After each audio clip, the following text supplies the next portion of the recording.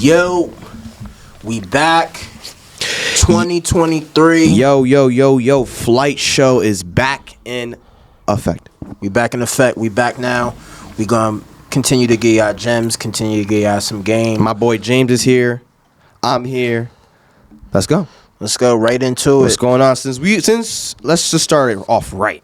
Since we're off the top of the year, first or second week of January, I believe. I want to say how was your 2022?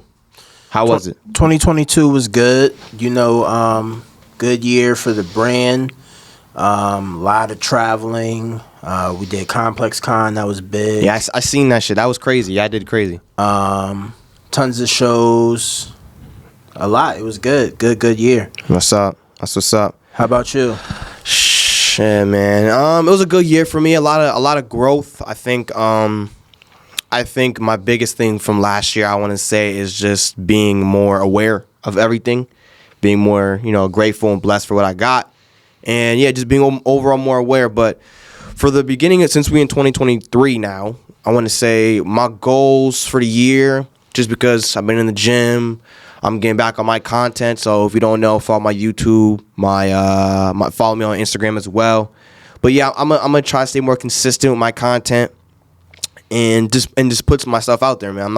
I'm not gonna try to be more precise of making sure each video is perfect. I'm just trying to get content out. That's my biggest goal for 2023. I want to see growth in myself. But let me hear what some goals you got for the 2023 year. Excuse me. So yeah, 2023, man. Jordan year. There we go. This year I'm gonna. My word for the year is accountability.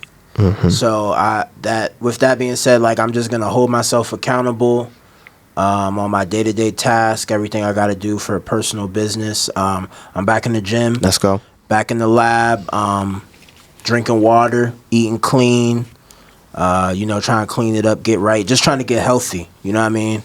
Trying to get back healthy, stimulate the mind properly. So I could focus on, what I got to do. As far as the brand goes, Flight Vintage, I know we're going to continue to do our thing. Tons of vintage, tons of streetwear. We're going to try to get back into the sneakers this year. Mm-hmm. Tons and tons of merch coming. I mean, we've been some cooking. Crazy shit. We've been cooking. We coming with the merch for sure. And yeah, I mean, that's pretty much it. Tons of shows, tons of cities. That's what's up. We just gonna continue to build and keep getting better every day. I respect it. Man, 2023, fresh start, new year. I just want to put this out there. I just want to make sure that everyone knows is that hopefully everyone is good this time of the year. Family and stuff like that. Make sure we're all good. But yo, what's going on, James? What you most interested in fashion wise? 2023 year. New shoes coming out. New clothes are obviously up and coming. What you looking forward to? Yeah, I mean, it's a lot of stuff coming out. I mean, as far as brands go, streetwear, you still got your Supreme, Bapes, all that. Chrome and Gallery, of course. Trying to think what else. Hellstar, St. Michael. I've been seeing that on the come up. Yeah, people been on that. Trying to think what else is going on. I mean, it's a ton of brands. It's a ton of up and coming brands out there. Ton of big name brands out there. So I'm excited to see new stuff that's coming out, dropping. I think it's gonna be a good mixture of designer, streetwear, vintage. Yeah, I mean, fashion game is definitely there. Mm-hmm. So. Nah, I respect it definitely. Yeah, I'm gonna say this year I'm looking forward to. I want to go. I want to say I just want to be looking forward to more calm things like New Balances. I'm not too interested. Over the period of time, I've seen the hype and grow for these crazy, Travis Scott Low One collab with Fragment and all these crazy shoes. I mean, they're fire. Well, I think for the year, I'm just looking forward to more calm things I know I'm going to wear because I'm a sneakerhead, and obviously you're a sneakerhead as well. And the best thing with sneakerheads is we wear our shoes. So I know when I buy something, when I spend my own cash on it, I want to make sure I know I'm going to wear it. So this year I'm just looking for calm stuff, New Balance, A couple dunks, stuff like that. Things I know I'm gonna appreciate. But then brand wise, yeah, Eric Emanuel, I'm interested in. I still rock with him. Supreme, I kind of diverged with Supreme stuff just because they transferred over from. I know they just got bought out by the company of Vans, so certain things are a little bit different with them. I can sense it, but I kind of deal with a little bit more of accessories now. So I do a little bit more beanies, bags, not too many clothes, just because I don't know. Sometimes I feel like the retail be up there now because they're aware of the resale game. So they're kind of more aware of like, all right, let's not price this too low. So all these scalpers pick them up and then we're gonna resell them for triple, double. Yeah, nah, I definitely seen like a lot of brands like the resale price or retail prices is going up. Yeah. So like it makes it a little bit harder to resell. But I mean, it's a lot of cool stuff that's going to be coming out this year. I'm definitely looking forward, to fashion and everything that's going on. What do you think the game, like obviously we know like the resale is changing. Mm-hmm. You got your online, you got your live streams, Mm-hmm. you got your resale stores. Mm-hmm. Just with fashion and resale and a lot of stuff changing now, what's like how do you feel? Obviously, I don't know if you know, Round 2 closed up their LA store and they just recently closed the New York store. Really? So yeah, it's crazy how like they've been around for a minute. I don't know like the backstory, but them guys been doing it for a minute. So I definitely salute them. My whole perspective on the whole online resale live stream. I mean, I'm cool with certain things. I think that especially if you've been a sneakerhead and you've been locked in for a good amount of time now, that it's 100% different now. Like you can't walk into a Foot Locker or JD or a Champs and I want those Bread 11s or whatever the case may be. You can't walk in and get those retro kicks no more. So I feel like I love it. It's good and bad. I love it how, the brands are nowadays doing a lot more collabs. So like your New Balance, you're doing your Joe Fresh goods, they're reaching out to your influencers and they're doing more collabs, which is helping the culture. But the also negative effect of it all is that you can't, it's basically all online now. So like nowadays, I was wondering because I went to the mall recently, I had to grab something, but I just peeked in a Champs or I peeked in a Foot Locker as well. And I'm like, yo, it's crazy. Like nowadays, you can't even walk into a shoe store and really get like a retro or like something that that's gonna hold some sort of value to you anymore. It's different now. The resale game has changed, but I think I'm good and bad with it. I love the more acceptingness of the companies, what they're doing with the influencers, but overall with the whole obviously reselling, it's changing overall. We're looking more like an online thing in the couple years or so. Unless these companies do something about it, unless Nike and all these main manufacturers do something about it, push more inventory out. But yeah, that's my whole perspective on it. But what do you think about the whole online thing? Because you own a storefront. You also obviously you're mainly in store, but you also do online. You also do in-store pickup as well, which is an online feature. How do you see the store, like the JD and the Champs? How do you see them changing in a couple of years due to this resale game, and they can't even get inventory anymore? I mean, the companies, they gonna put out what they want to put out, but I just feel like with everything shifting to like the secondary market, so I just feel like, your JD Sports, Finish Line, all those type of, spots, they're going to focus more on like just regular, like standard stuff for the average consumer. And I think everything is going to go secondary market. So obviously, as we know, it's like tons of resale shops opening. It's a brand new one every day. Oh yeah. So I mean, with that being said, like a lot of people just going to go to that secondary market. And that secondary market is like we've been talking about forever. It's just kind of like plain. Like everybody got the same stuff, same prices. You go in, it's a rack full of Supreme, rack full of Bape, tons of shoes, which is cool. But I just feel like you got to switch it up. Got to bring a little bit more flavor to it. Different brands, different different stuff, just so it's not like generic. But then you still got your StockX, your GOAT. You got those platforms that you could purchase off of. You always gonna have eBay. You also have like Whatnot and Network, which is like more of live streaming. Yeah. You know what I mean? So live stream selling and stuff, which is becoming more popular nowadays. Tons of people was on that. So yeah, I just think in the future, within the next couple years, it's going to be mainly secondary markets. So just like resellers, resale shops, buy sell trade shops. I think that's where everything's going to go. So I think it's cool, but I think the main retailers is going to have to. They're gonna probably take a step back, or they're gonna have to come up with some new creative ideas. Oh, yeah. To get the consumers to just come back and shop with them. Because if you think about it, like even with Nike, like they're your source. Those are that's your main manufacturer, and they still to this day in 2023 have a problem with scalpers. I mean, they still all like always put it out like we're working on a new solution, the Nike sneakers app, and obviously everyone knows of the Nike sneakers app, but it's just like it's crazy nowadays. Even your main source can't even deal with the whole resale game. So it's crazy, and it's becoming to the point where not even companies are aware. Like in the beginning, early on resale, these companies weren't aware that most of these shoes were getting bought first of all in a boatload. Second of all, they're getting backdoored. So basically, the resale game is, I know a guy who knows a guy type of thing. And then now the companies are more aware. Like I mentioned earlier, Supreme is like crazy now. Because like, not crazy in a bad way, but it's just like, I go for accessories because one, I kind of appreciate them more, and plus the price range. Like it's still that affordable price, $40 for a beanie, whatever. But like nowadays with Supreme, they know that company was one of the leading companies that was pushing the resale market. So like nowadays their retail, joggers, Supreme normal joggers with the S on it, you're looking at $168 retail.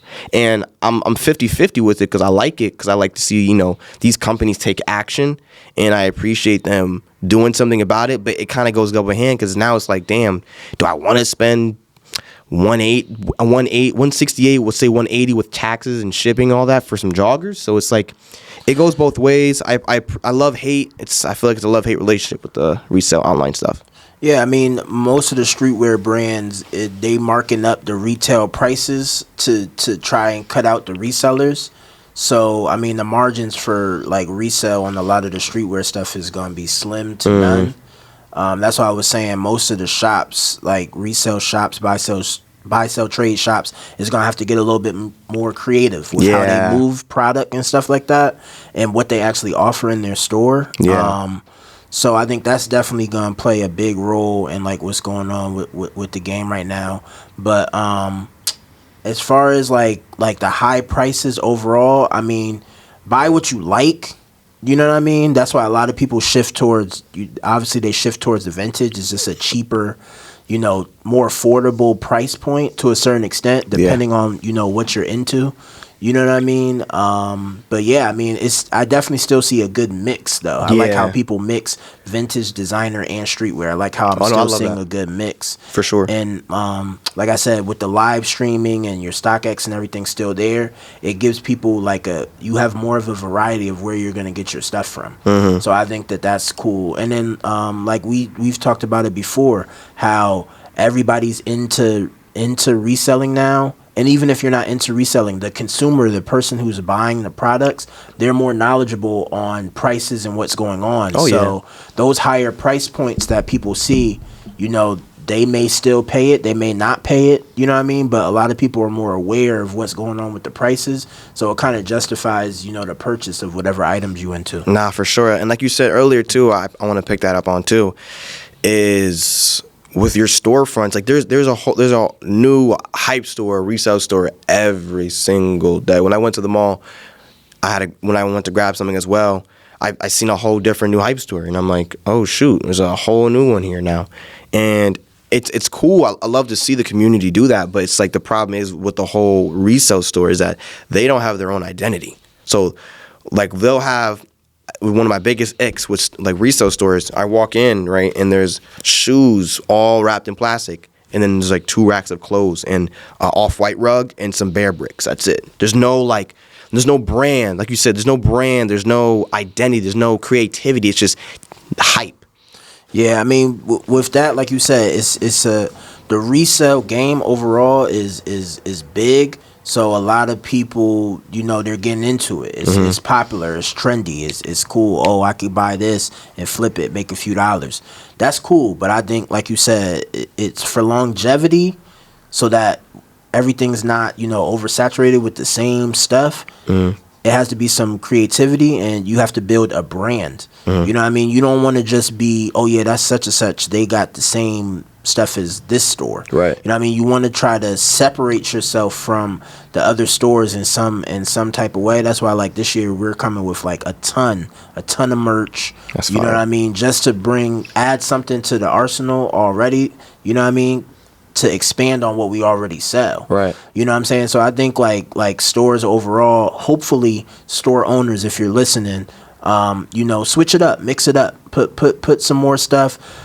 I know you have to put out the product that people want, but maybe mix in a little bit more stuff that you want that somebody else may not be on, or like we were talking about, like up and coming brands and stuff like that. Whether it's a local brand or a known streetwear brand that your favorite rapper or somebody wore that you may not be all the way on yet. Like I know, like Vertebrae is a cool brand. They do the sweatpants, they do hoodies, they do a little bit of everything. We was talking about Hellstar, we was talking about St. Michael, like those brands. I'm tired of seeing just Gallery Chrome. It's Gallery Chrome. It's like, we get it. We understand what's going on with Gallery and Chrome. It's cool. I fuck with it. I know you fuck with it too. Yeah, that's cool. But it just, each resale shop can't have the same exact stuff. And then the price points for the stuff is not justifiable for the average consumer anyway. You know what I mean? Like a Chrome Hearts hoodie is like $600. It's like, come on, bro. Gallery pants is like $800 to a stack. Yeah. It's like, and that's the retail price. That's so wild. I'm trying to figure out like how y'all reselling it if it's $800 for retail. I don't know. You know what I mean? And I know the average customer, the average Joe who's like, oh, I just need a fit for the weekend. He's not gonna drop $800 on some pants. I know I'm not. You know what I mean? And that's why, we always kind of been true to vintage. That's just what we do. We try to mix in. We sprinkle in streetwear, you know what I mean, a little bit, the best that we can. And we try to offer a little bit of that too, because we know that's what people want. But at the end of the day, like you said, people putting on fits every day. So it's still gotta be a reasonable price point. You know what I mean? You can't just drop $8 on some pants, $6 on some shirts. It's like, Chrome Heart hats is how much? $500-$600. Yeah, like 600. Come on, bro. I wear a hat every day. I wear a beanie. Add that up. You know what I'm saying? So it's like you can't spend $600 on a hat every single day. Like, nah, for real. So I just think that, and it doesn't have to be streetwear. It doesn't have to be vintage. You know what I mean? It could be any type of brand. You could carry your homie's brand. If he does hats, carry his brand. And his price point may be like $40 a hat or something affordable that people, can afford. So I think that's just what I want to see more of. I just want to see a variety. I want to go in, okay, this store, I can tell this store is different from that store. I don't want to go in and see, oh, this store is just like this store, just like that store, and it's just a different name. I respect that. You know what I mean? And then like with the price points with shoes, everybody's going off of StockX, so it's kind of like, what's gonna separate you from the next person? That's true. It's almost like no shops sell used shoes now. Nah, that's true. Like there's like it has to be brand new, which is cool. I fuck with brand new, but most people are buying shoes to wear them anyway. You know what I mean? No person's gonna be like, oh, like if you wear them, no one's gonna be like, did you buy those used or did you buy them brand new? Like no one's gonna ask you that. If you're wearing them, then it doesn't matter anyway. They're used anyway. Once you put your foot in them and the shoe hits the ground, they're used automatically. Exactly. So, I mean, I like buying brand new shoes, but if it's something that I really want or something that's a higher price point, I'll buy it used. I don't care. You know what I mean? I'm going to wear it anyway, so it don't even matter. But let me ask you this real quick.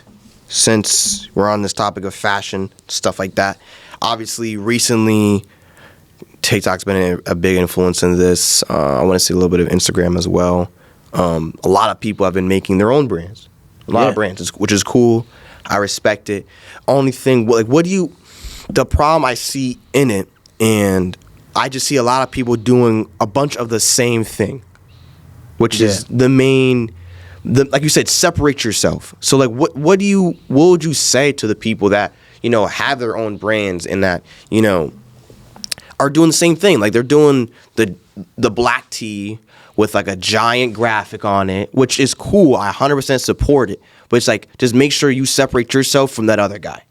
Yeah, I mean, so there's a difference between a clothing line and merch. Yeah. So that's the first thing. So if you have a clothing line, there has to be a meaning behind the name. There has to be a meaning behind the pieces. Merch is like a representation of like your brand. Right. Like we're Flight Vintage. So that's the name. That's the brand, right? Mm-hmm. So we do Flight merch. Mm-hmm. We do merch. You know what I mean? So we're going to have stuff with our logos on it, our colorways, you know, stuff that we like, comfortable stuff, joggers, hoodies, shorts, beanies, hats, t-shirts, etc.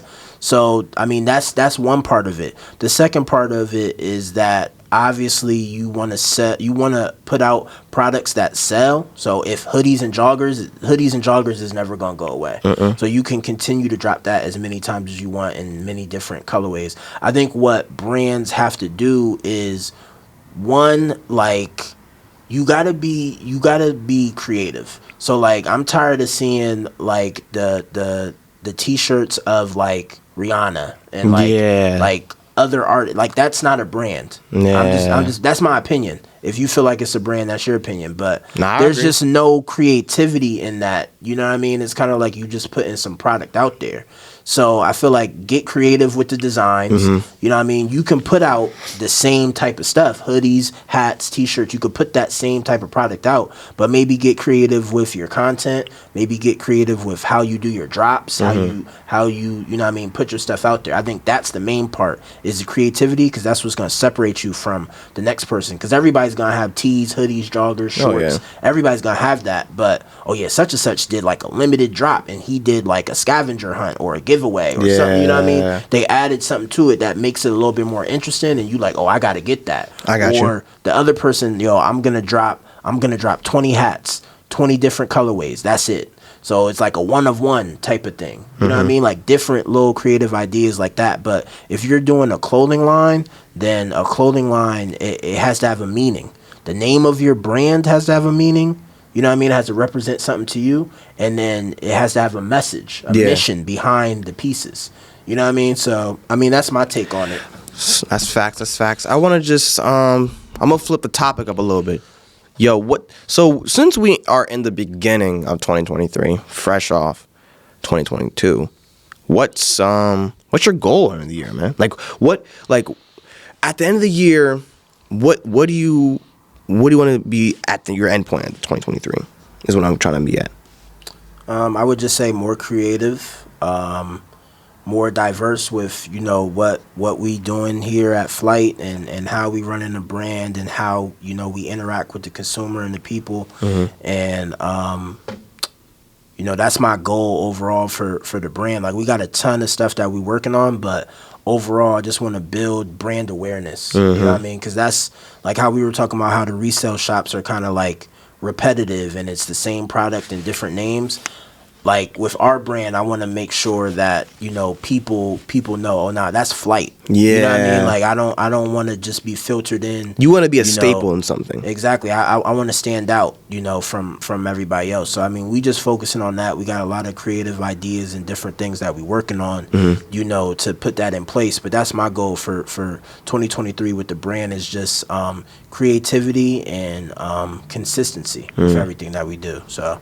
That's what's up. I'm gonna say for me personally, for 2023, just being more consistent. Like I've been in the gym for a couple months, but it's just being consistent and being able to balance. I feel like that's probably my biggest problem I have, just because I got school, I got work, I got my other activities. I be trying to tap in my YouTube, and then you mix it in with your other things.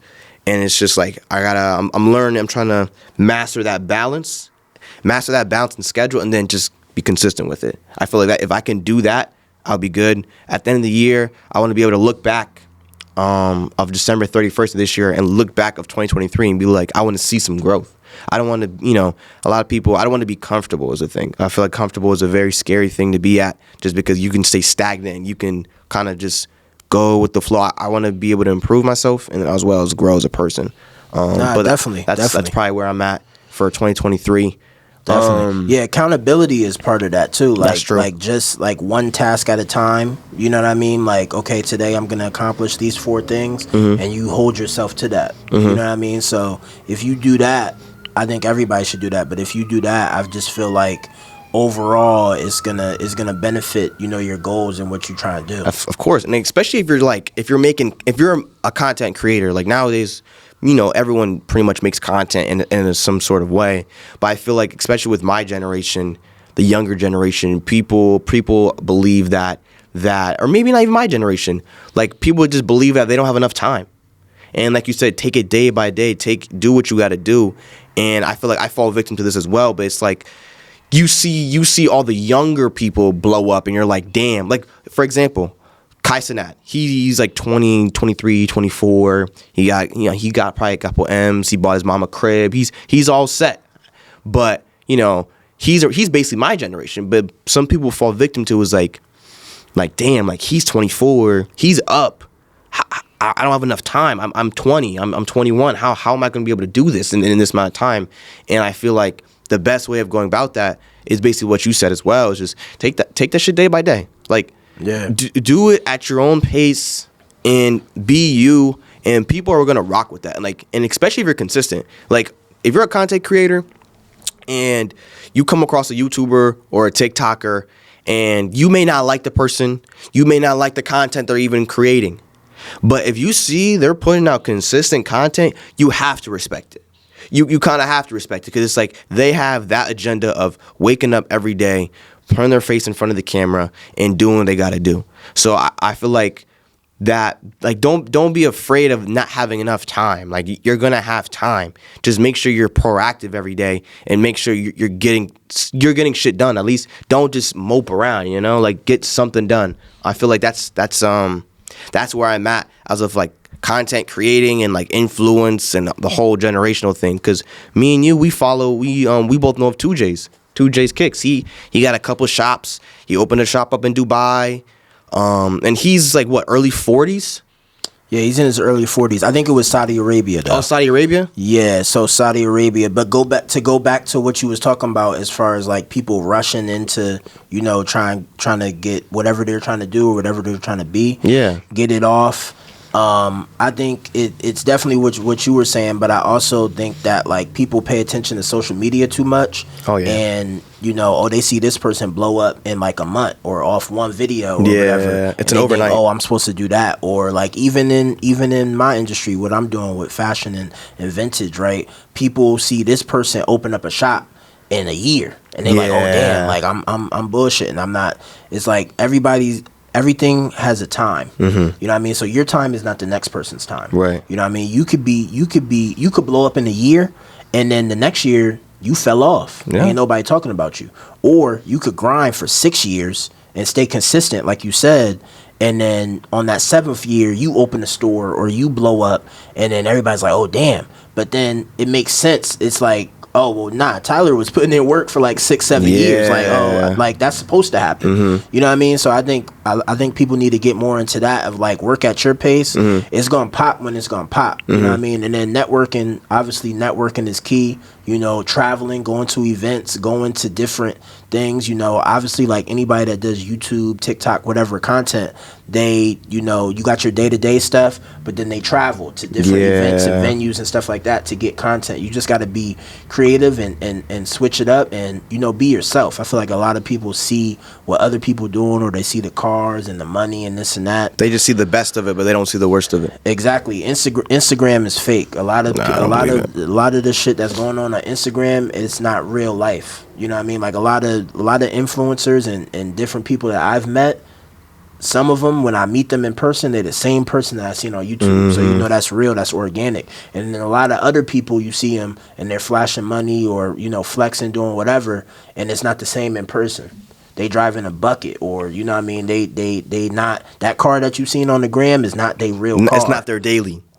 Exactly. So I just feel like, go at your own pace. Definitely you can be influenced from whoever. Everybody's influenced from different people, but you gotta work at your own pace. Gary V, I watch a lot of his stuff. I'm sure you watch some of his stuff. Of course. People are familiar with him, but he didn't really get popping until he was 40. Yeah.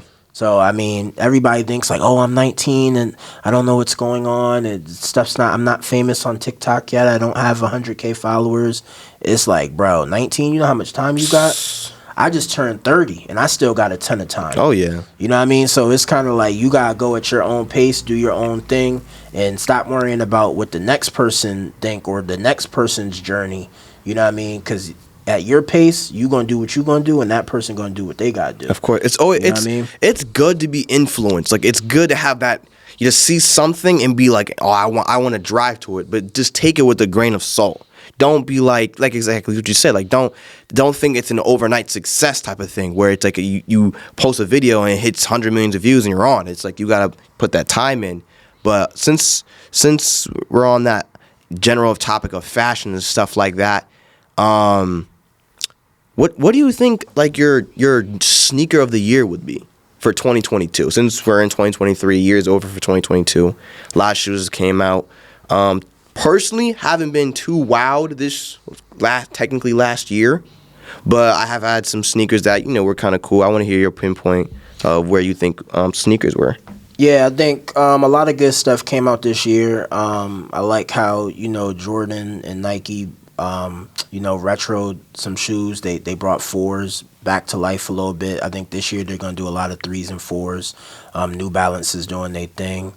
But as far as shoe of the year, I would say I would have to just go Lost and Found.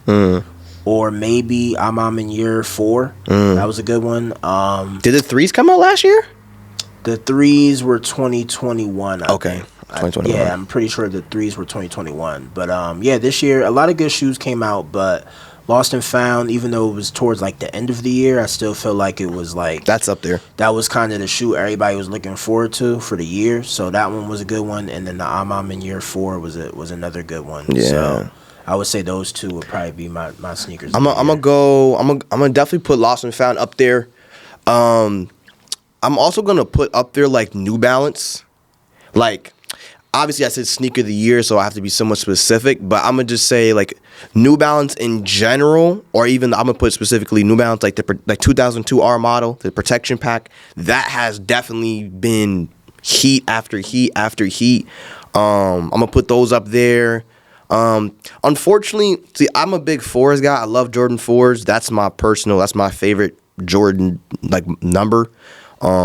It's just I hate when Nike brand they put a sneaker out and then they just oversaturate it for the year or two. Like look at Jordan 1s now. Jordan 1s are still fire.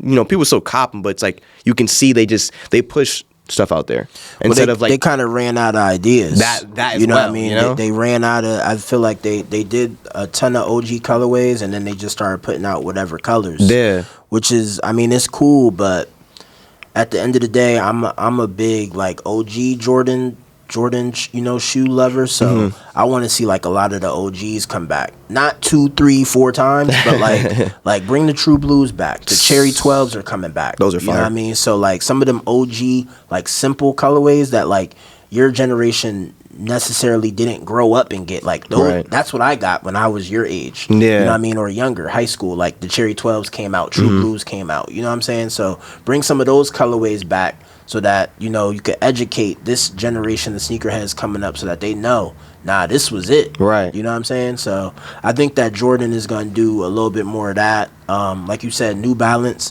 they doing their thing. Just so that we're clear, because I'm from Maryland, so I got to put this out there. The New Balance 992s was a wave in the DMV area. Because a lot of people get it misconstrued. I heard somebody say it was from New York. I'm like, nah. And then people say Philly, but Philly is an hour and a half, 2 hours from Maryland. So, Yeah. the trend is definitely going to go there. But New Balance, they definitely came crazy this year.